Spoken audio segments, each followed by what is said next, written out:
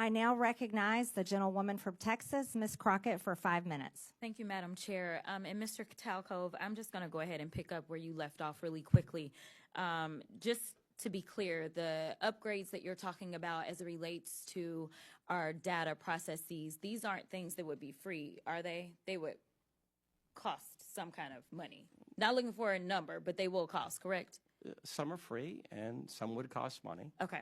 All right. So I just want to leave it there because we've had a number of these hearings. So I do want to be clear, before the Trump administration came in, this committee did exist in the form of the Oversight Committee, and our task is to root out waste, fraud, and abuse.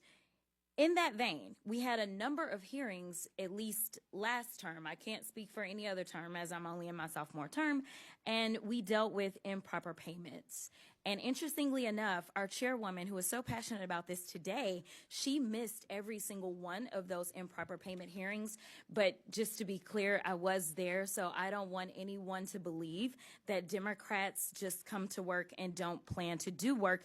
In fact, I'm trying to figure out exactly what it is that the Republicans believe our job is, because right now they have relinquished their constitutional duties over to an unelected bureaucrat, someone who no one went out to vote for. And absolutely, he is occupying the Oval Office, as we saw yesterday. And that is a first for me, to see someone occupying the Oval Office who's never actually been elected to the Oval Office and actually answering more questions than the person that allegedly got elected. But for whatever reason, this is the first time we're having a DOGE subcommittee hearing, and that guy's not here. Instead, we have y'all. So I do want to thank you for coming.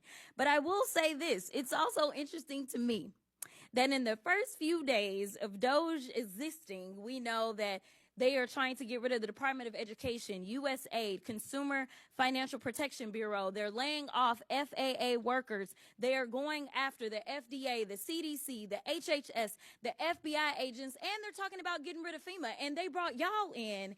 And I am going to say that I actually was shocked that there was only one person that seemed like he was an overt Trumper as you laid out your opening remarks, because I anticipated that at least one of y'all would say, yes, what Elon is doing is exactly what we would prescribe. But instead, I will applaud you because you actually were focused. You talked about what the American people are looking for us to do. We've actually consistently on this side of the aisle promoted this idea of making investments into technology so that we can do things such as, say, look at the Department of Defense. The Department of Defense that takes up approximately, 50% of our discretionary income or our discretionary spending.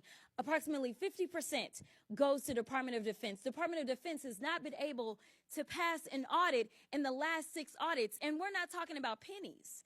I understand that we want everything to be perfect, and if we could get all waste, fraud, and abuse out, that would be fantastic. But let me talk about the big numbers. The big numbers are on that side. When we look at, say, our entire workforce, our federal workforce, as we're trying to somehow fire all of them, they don't even make up a total of 5%. It's even less than that when we look at our budget. But let's talk about defense.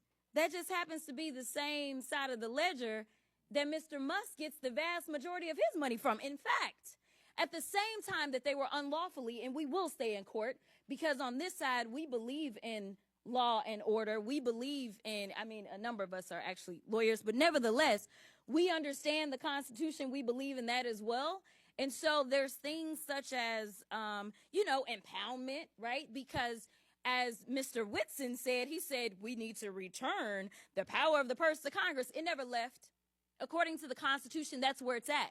Now, I know that people are confused right now because for whatever reason, we had a guy that went in, and you talk about people invading our data. Listen, people said that they were upset about TikTok, but I'm upset about the guy that runs Twitter, who for sure is doing nefarious things, because I don't understand, if you are trying to conduct audits and figure out where the waste, fraud, and abuse is, I don't know why you would go to some tech guy. In fact, it was only techies that were sitting there at inauguration. We didn't have auditors. I would welcome auditors to come in and do forensic audits. In fact, he sat there in the Oval Office yesterday, and he admitted that he was lying and he was using his propaganda machine to do it when he said that we sent millions of dollars to Gaza for condoms. That was a lie. So let me tell you something. The We gentlelady's elected, time has expired. And it is time for the us gentlelady's to do our time has job expired. and rein in this rogue actor known The gentlelady's as time has expired.